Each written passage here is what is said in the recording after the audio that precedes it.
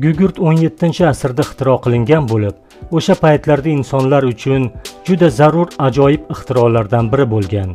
Chunki gugurt ixtiro qilingach, odamlar osongina bir soniyada olov yoqishga erishishgan.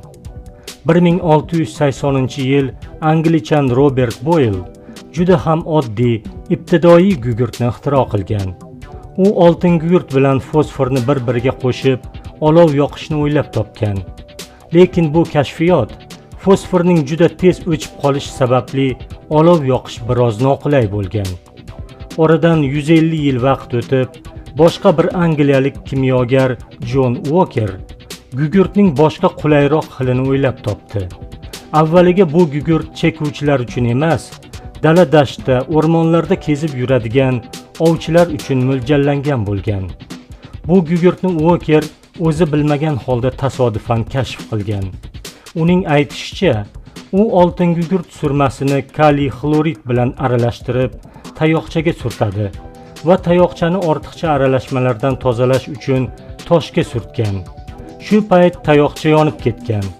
O'sha paytda Walkerning qo'lida dunyoda birinchi marta gugurt cho'pi paydo bo'lgan. Shundan so'ng juda ko'p kimyogarlar gugurt ishlab chiqarishni boshlashgan. O'sha paytda bu gugurt cho'pini ishqalab yoqish uchun gugurt qutisiga najdak qog'ozi yopishtirilgan. Cho'pni najdak qog'oziga ishqalab yoqishgan. Lekin gugurtni yoqish biroz noqulay bo'lgan. Chunki gugurt najdak qog'oziga bir marta ishqalanganida yonavermagan. 2-3 marta ishqalashga to'g'ri kelgan. Ba'zi hollarda yonmay o'chib qolgan. 1855-yilga kelib, bu muammo ham hal qilindi. Shved olimi Johan Edward gugurt qutisining ikki chekkasidagi qizil fosforni o'ylab topgan va gugurtni bir ishqalashda yoqish mumkin bo'lgan. Hozirgi kunga kelib, gugurtlarning har xil turlari bor. Xo'jalikda ishlatiladigan gugurtlar, ovchilar va harbiylar uchun. Mana bu gugurt shtarmavoy gugurt deyiladi.